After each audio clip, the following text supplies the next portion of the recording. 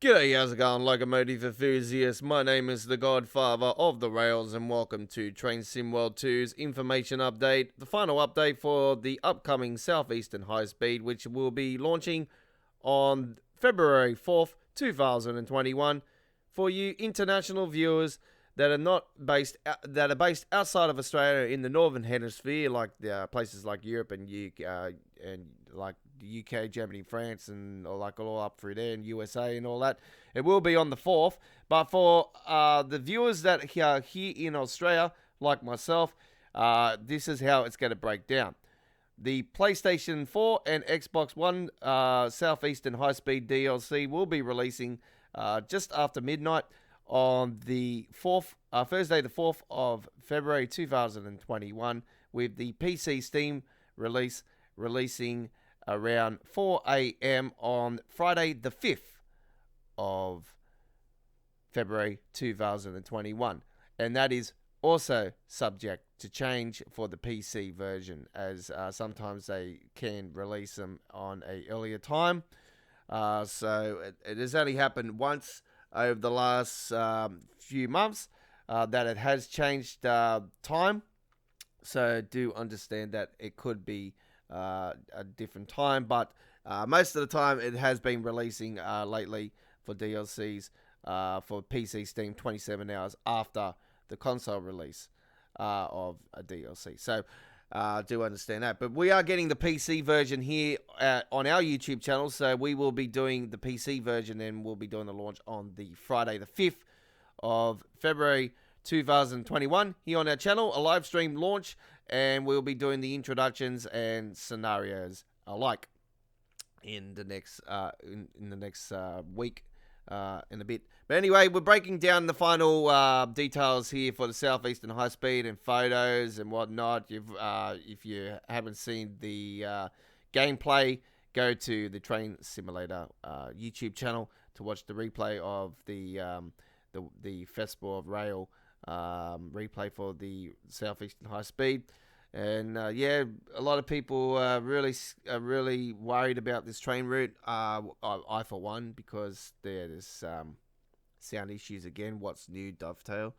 Dovetail have got a long history of sound issues, and yeah, my opinion, they should take more time to get everything right before release. But anyway, I think it's been rushed in my opinion. But anyway, we chat to the development team about building the signalling system on the upcoming Southeastern High Speed. Next week, classic mainline and thrilling high speed come to Train Sim World 2 with this new UK route, Southeastern High Speed. We talked to the designer,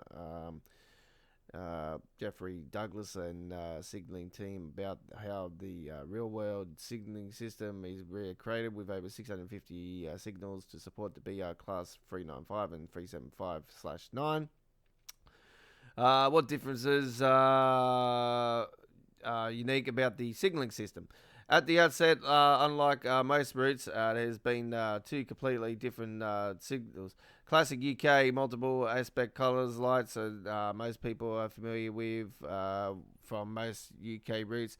It also has the French TVM 430 cab signalling.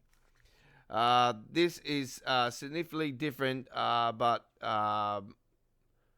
it's very much the same as the LGV signaling, as it has numbers popping up in the cab as you switch over at Ebbsfleet. You will go from looking at colour light signals as you normally would in the UK.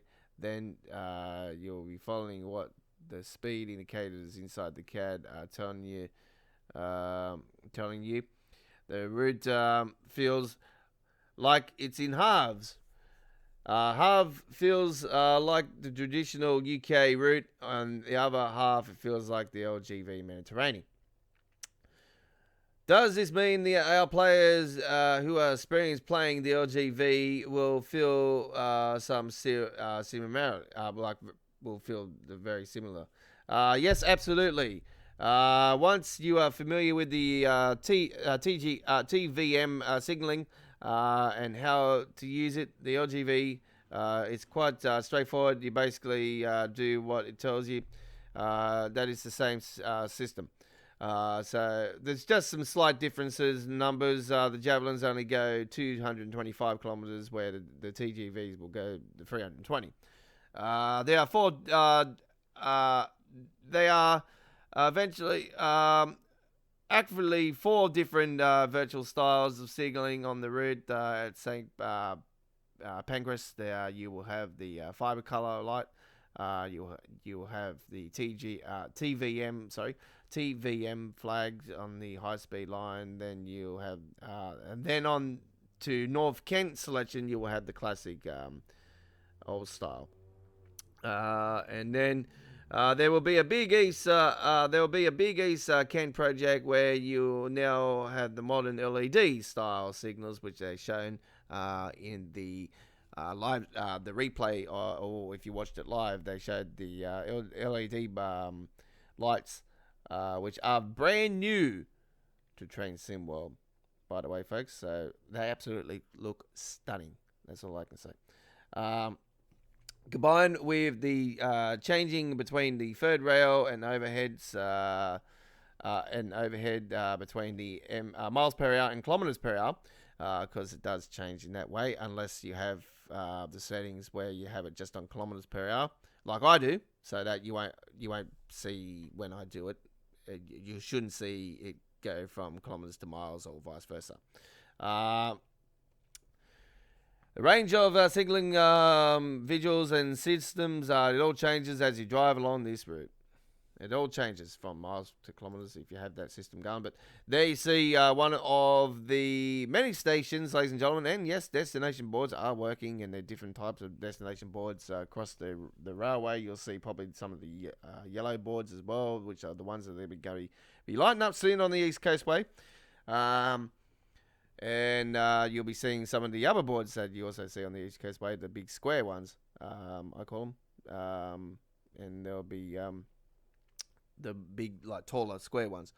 You'll be seeing those along here as well from time to time. There you see one of the many beautiful UK stations here as you drive along. This part is a classic.